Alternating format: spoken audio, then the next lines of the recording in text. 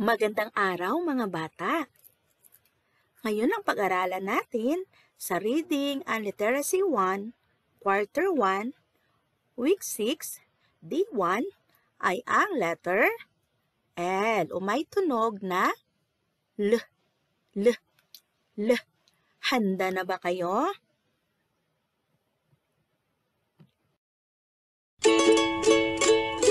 Mga bata, awitin natin kung ikaw ay masaya. Hiraya!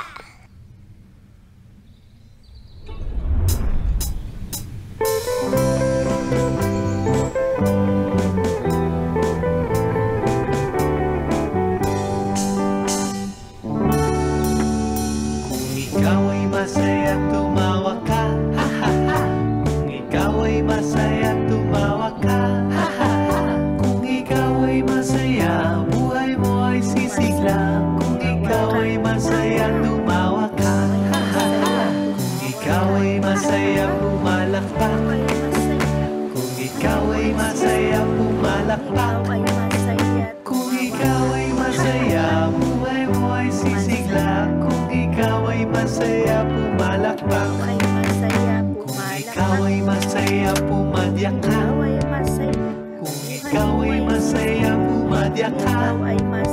Kung ikaw ay masaya, buhay mo ay sisigla. Kung ikaw ay masaya, pumadyak ka.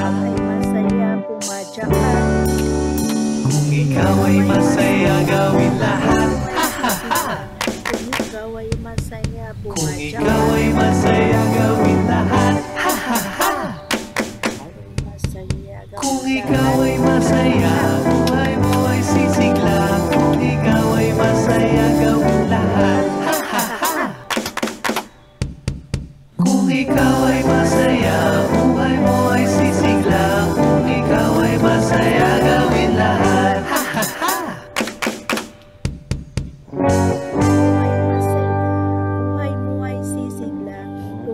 Hanggang sa muli mga bata, like and subscribe for more videos.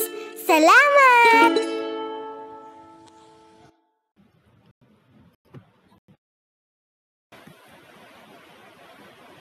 Mga bata, balikan natin ang tinalakay natin kahapon. Ano ang tinda ni Kikay base sa tinalakay natin kahapon? Ano ang magandang ugali na taglay ni Kikay? Ngayon, buuin ang jigsaw puzzle.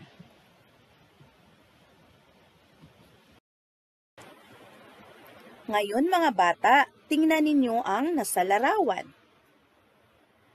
Ano ang napansin ninyo sa larawan?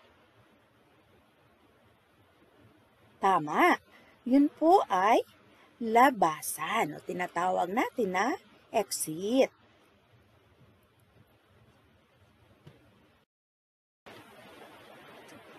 Next po, ito naman ay tama, lalaki o boy.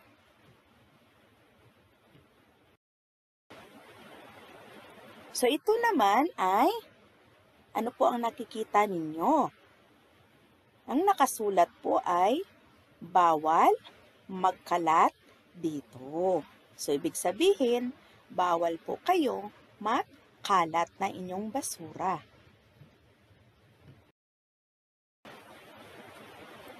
Sunod po, saan ninyo ito madalas makita? Mabagal na sasakyan, mamalagi sa kanan. Tama, palagi po nating nakikita sa may kalsada.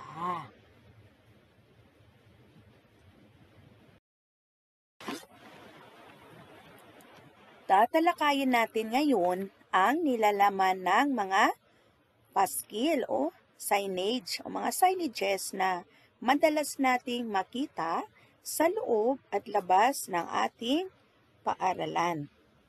So tatalakayin din natin ang mga tunog at mga salitang may letrang I o may tunog na E sa iba't ibang posisyon nito.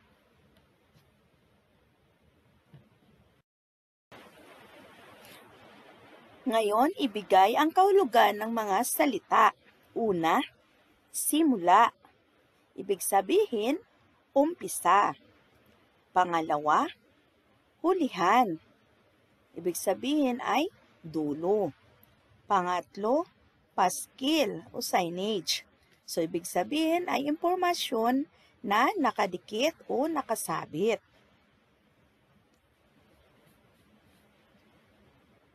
So, narito at balikan natin ang mga larawang nabuo mula sa jigsaw puzzle.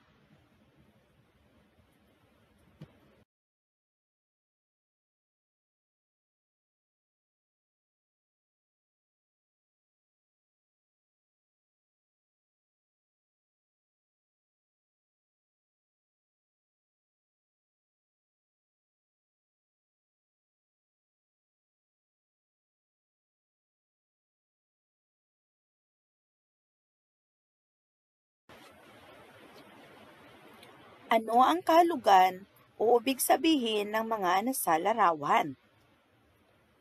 Tukuyin ang mga salitang may letrang L sa paskil o signage.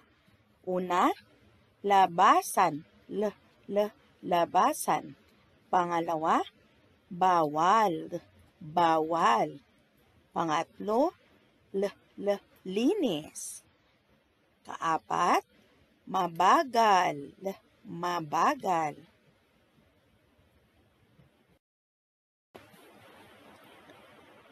Ngayon, ano ang napansin ninyo sa mga salitang nasa pisara na mula sa mga paskil o signage na inyong binuo? Tama, may tunog na letrang L o may salitang o may letrang L. So, ano ang tunog ng letrang L? Tama. Ang tunog ng letrang L ay L.